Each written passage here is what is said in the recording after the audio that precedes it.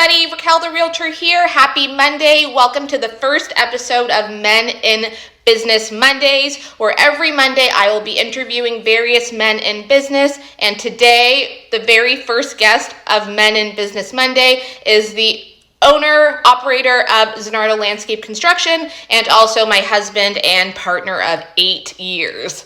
So this is Mathew Zanardo. Matt, thanks for coming. Yay! Thanks for having me. So let's get right on into it. So tell us a little bit about how you got into landscaping, how you started your own business. And let's be brief because I know you like to talk a lot and people don't have all day here. So keep these, answers concise and quick. I always did it on the side growing up, and when I finished school, I figured it would be the best thing to stay independent and kind of carve my own path and be my own boss. And it had everything I ever wanted. I was able to operate machines. I was able to be outside. I was able to build stuff. I was able to have a green thumb and be creative. So it kind of met a lot of different needs, and it spiraled from there. And when you started out, were you on your own? When did you start to introduce employees? When did you kind of build that team? I started and I did a full season completely on my own when I finished school. And then I realized how much of an investment it would be. So I actually ended up getting a job working for 3 years and getting a little nest egg. So I was able to bankroll myself. I never lost touch with the work, and I was always doing work on the side, and it became more of a side hustle. And then at a certain point, I was getting so much traction, and I decided, okay, now's the time. I'm going to make the switch. And I got out of a full-time job, and this became my full-time job. And I did another full season, summer and winter, completely by myself. And by the second year, I was looking for a helper because I just couldn't manage the workload 100% by myself. Right. Matt, I think you're echoing a little bit. Is your phone, are you like holding it against somewhere? I don't know. People are complaining about an echo. Is that better? Is that better, everyone? I hear the echo, though. You hear it? Yeah. I can barely hear you, I think, because I'm recording with the screen record. And I can't even see Big time better or not big time better? Oh, shoot. Sorry, guys. Easy with the profanities, eh? Pardon? Easy with the profanities. Maybe turn the volume. But then I can't hear him. Hey, Marge. It's okay. Don't worry. People figure Is it better now, guys? I don't want it to be echoey the whole time because then I can't use this. Oh, Wojtek said fail. Whatever. Anybody else notice an echo? It's a bit better now. Two people said it was better, so we're good to go. Okay, so you've been cutting grass now you've been in business for what, 13 years, 10 years, 12 years? Officially, I've had my company since 2007 when I finished school, and I've been at it 100% full-time now for 10 years. Wow. And how long did it take you to turn a profit? That little nest egg that I talked about bankrolled me for 2 years before I started to break even on a monthly basis. Right. And that's what I would kind of complain to you about when I started real estate. I was like, where's the money? Like, what's going on? And you're like, you got to be patient. You got to stick it out. Be patient. Absolutely. I mean, yeah, the main thing is to think bigger picture and have a plan. Modify that plan as you see fit without making any emotional decisions. So, let a month go by, figure out where you are. If you have to make a tweak here and there to the plan, but you have to stay focused on the plan, and you cannot doubt that this will work. Right. You have to really have faith, and every day you're going to get up and you're going to grind, and there's going to be, there's always light at the end of the tunnel. Right. And how did you begin to advertise? How did you start to get those clients? First and foremost was obviously just my. It started off with just my network. So, whenever you're gonna undertake a new initiative, I think it's really important to reach out to everybody that you know and let them know what you are doing and how it could help them. A lot of times, I mean, with me personally, cutting grass. I mean, if I screw it up, it's gonna grow back next week. So I guess people were more inclined to give me that kind of a little opportunity, but I did have to prove myself. Beyond the network, honestly, I really did build this with a lot of grassroots marketing initiatives, which is, in my opinion, strictly bag signs, postcards, business cards, and just a whole lot of pounding the pavement. If I was at a job, 5 doors on one side, 5 doors on the other side, 10 doors across the street, they all got ticketed. Right? I had a reference. They saw a sign on somebody's property that I did. And yeah, that customer was happy. We did a great job, blah, blah, blah. And before you know it, you generate another phone call. Right. As well as um, one of the biggest initiatives was getting the trailers decaled like a billboard so that people could see my phone number from 200 feet away and give me a call Did you get a lot of calls from that trailer? instantly. And Like I then could have now, parked it in sorry? a subdivision. I would park it in a subdivision for a day, and I get 2 3 phone calls. Wow. And now you have just, started to break into social media, which I've been telling you to do for so long. And you started Yeah. it, I don't know, a couple months ago, and it's been crazy for you. So, what are you doing on social media in order to increase your business? Because it's definitely helping you tenfold. Like, you're doing excellent with it. I would say I'm still not a social media expert, but the people that I have in the back end that are helping me achieve my goals with social media are well in tune to how to make the most of it by means of hashtags, what to say in the captions, also the timing of the posts, and all the subtle nuances that's going to get that traffic flowing. And I must say that we definitely wouldn't have done it without the Instagram ads. That 100% worth every single penny. And don't you find it so interesting how much you're spending on Instagram ads compared to how much you spent with, Canada Post, for example? You're saving so much money and you're reaching thousands of people every day. Correct. I'm reaching.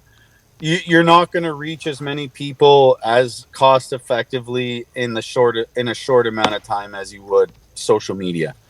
Without a doubt, that's like to think that we had 1,000 people in 1 week visit my website, which is quite frankly very, Wow. very basic.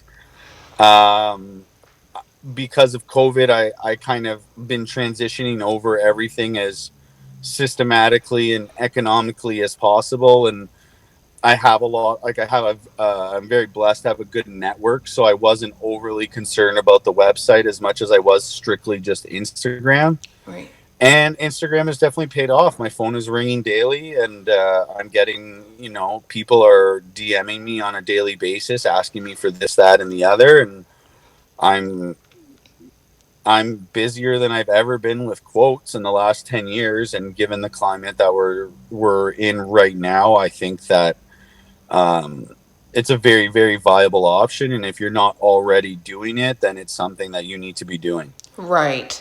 I also think too you do really good work, so that definitely helps because you're having people save, like you told me the other day you had like 93 people save a post. Like that's crazy. So that means that people are either saving this post to show you for when you meet with them or to show their contractor, but whatever it is, you're getting all of those people saving your posts. And people are knowing to watch you.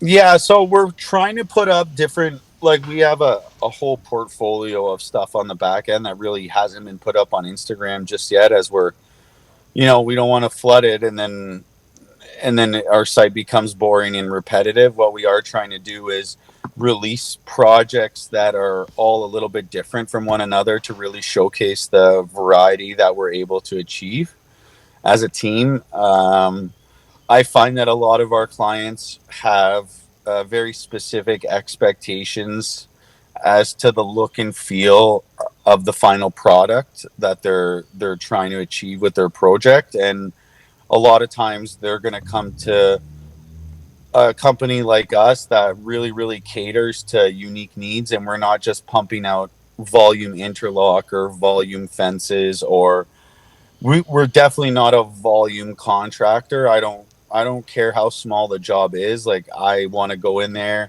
We're extremely detail oriented. We leave no stone unturned, and we make sure that the customer is satisfied, and we've given that customer a sustainable solution to their project. And would you say that your services are affordable? Like who do who's your typical client? Are they a family of 3 and they earn 200,000, or can someone who's making, 80 grand afford your services? And how do they go about, you know, we doing so? we've done some big jobs, and we've done a lot of small jobs, and if you look at the Instagram, we just posted one of a pool surround that we tore off 4 feet around this massive pool, redid the whole deck. We also put in last summer, we gutted an entire backyard and put in an entire pool surround over 2,000 feet of stone. At the same time, we can go in, and in one day I can give you a new front landing, a new front interlock landing, and a front step, and clean up your flower bed. So because we are doing bigger and smaller jobs, our clientele is very vast, right? We don't have a minimum. So I'm not the construction company that's going to come in and say, sorry, like, unless you're giving me X amount of dollars, I'm not showing up. No, if you have, I went and quoted a job yesterday, half a flower bed, or 2 or 3 days ago, the later half of the week, to a small little flower bed, already kind of half done, needed some work, but just a small little job for a really nice lady that I have to get some numbers to go in and replace a few plants and rejig things. And you know what? Yeah, maybe we're going to be there 3 hours at best, but they don't have to be making $200,000 a year to afford that service. Right. And how do you compare? What's so different about you compared to your competitors? Because there's a trillion, landscapers out there. Why should someone hire Zanardo Landscape Construction and not the competitor?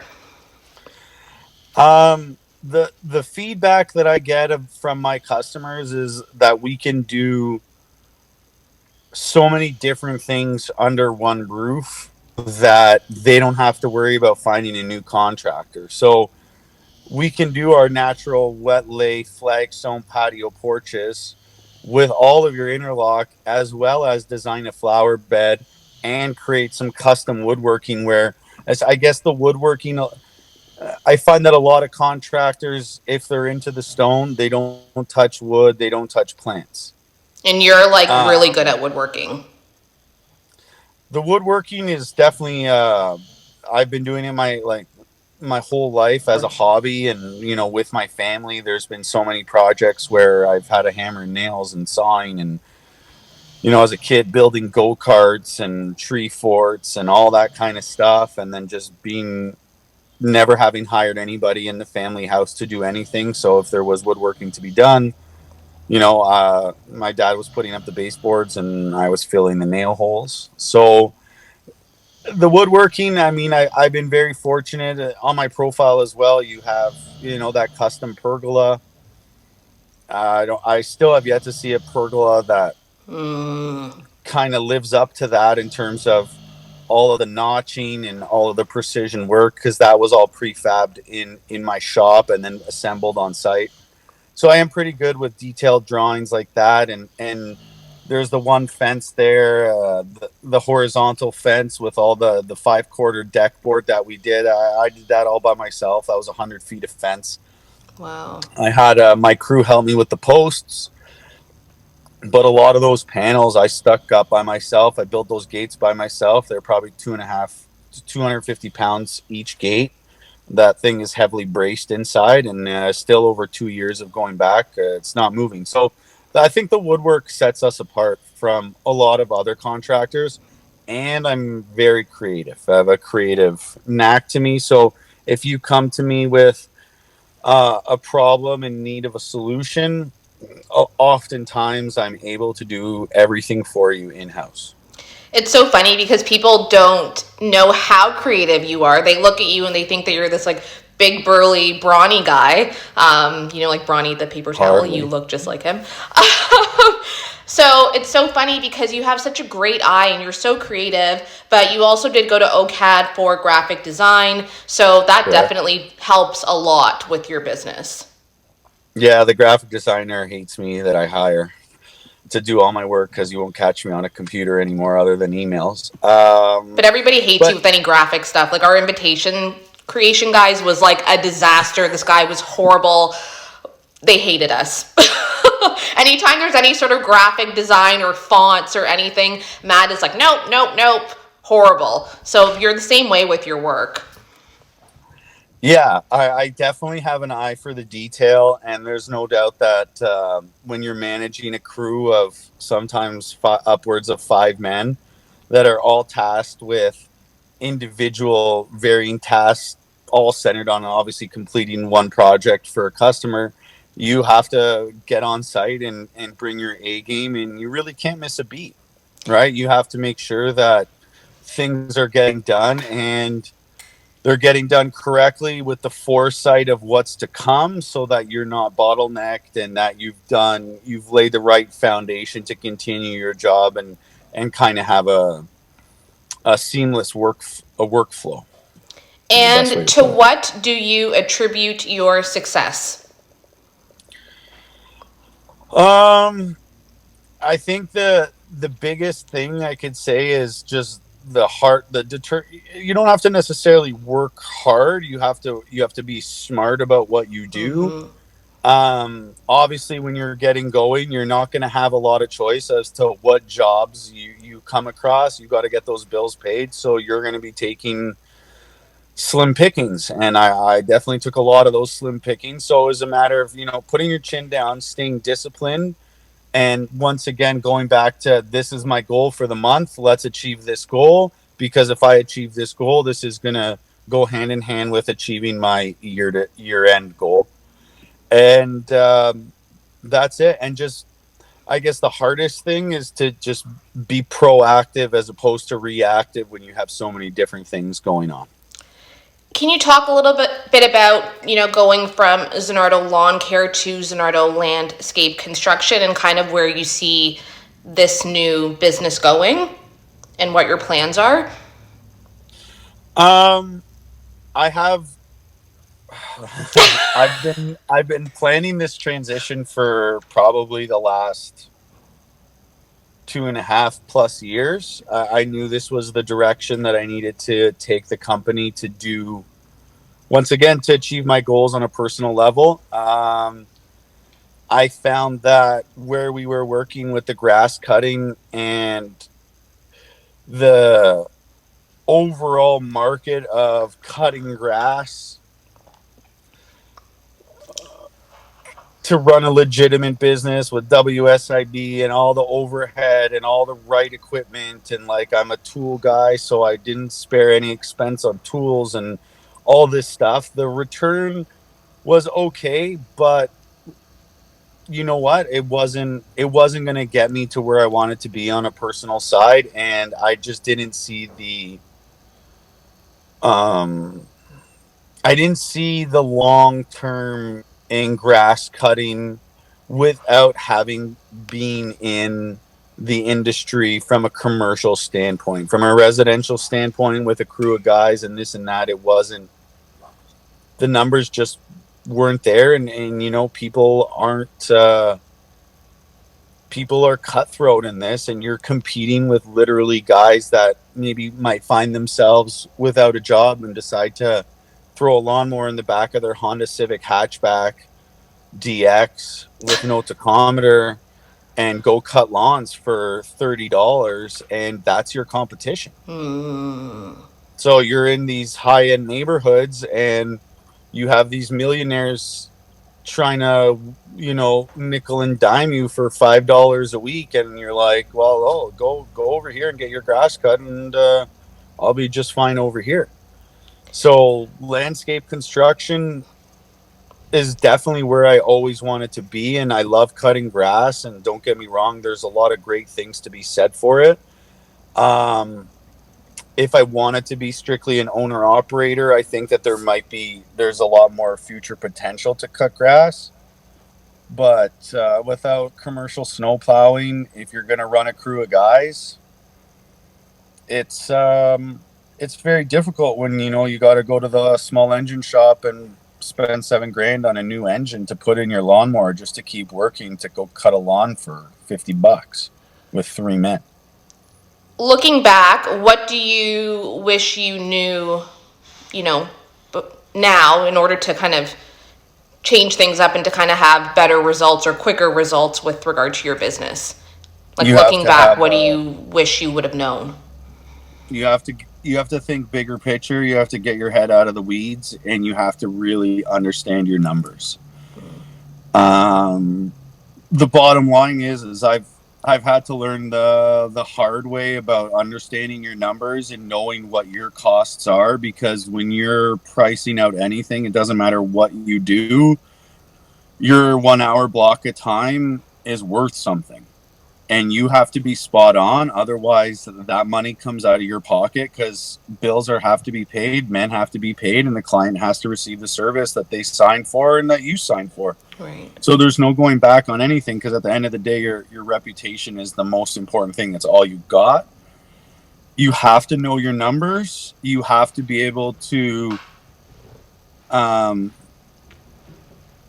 be flexible enough to change things on the fly proactively if you start to notice a trend, whether it be at a specific client's house or just overall in the market and how things are going, or whether it's with your crew, whatever. You have to be highly proactive in making sure that that doesn't have a negative impact on your bottom line, because at the end of the day, this is what this is all about, is the bottom line. Okay, and one more question before we get into a little bit of fun stuff, because we've been on the call for a little bit of time now. How would you like people to remember you and your company? I want to be known as somebody that's extremely personable and approachable, and that can come to you to help you solve whatever landscaping problem that you have, so that we can build you a sustainable project or backyard or front porch or whatever the heck we have to build. It's going to be sustainable, and you're going to call me back for the next project. Like, I want clients for life. If you think about owning a home, there's so many different phases of maybe getting somebody's backyard to a point where that's their ideal backyard for the long term, as well as the front, etc., etc. And 2020 is here. What are some design trends that you're seeing outside? What can you tell people to kind of look out for? What is really popular right now with regard to landscape construction and lawn care? Lawn care, the only popular thing is a thick, lush green grass with no weeds, and we're not going to go down that road. It's it's pretty simple. It's pretty straightforward, and right. Water, fertilize, get good seeds, and voila, cut your grass with sharp mower blades. Design trends that are happening in people's backyards. Obviously, you better be prepared if you're putting in a pool to have a cabana. There's not one new construction house I don't see without some kind of covered bar area / pool heater equipment room / washroom and shower for your guests, so that they don't have to go into the house. From a nitty gritty standpoint, the pavers, obviously now pavers are bigger,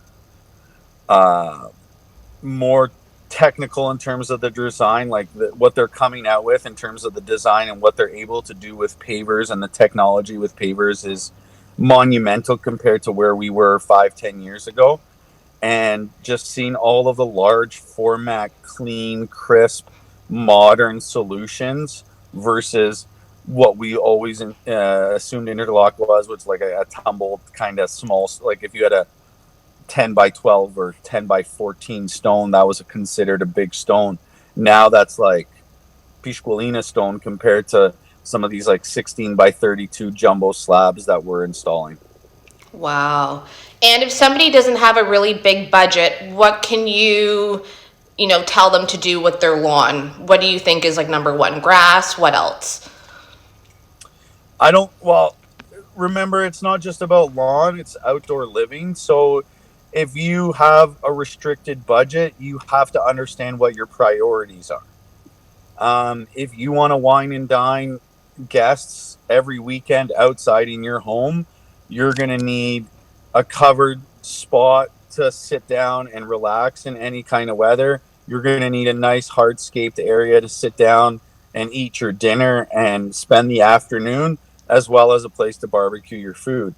If you're more into let's say the green thumb aspect of things, where you like to go outside and you want to spend 3-4 hours on a Saturday cutting the lawn and tending the garden and pruning the bushes, I mean, we can definitely get, put some projects in that'll give you that creative outlet to maintain your property, because a lot of people take great pride in that.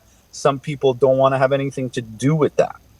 So the biggest thing whenever you're asking any contractor inside or outside is understand what your priorities are in terms of what you want to accomplish and what this project needs to enable you to do.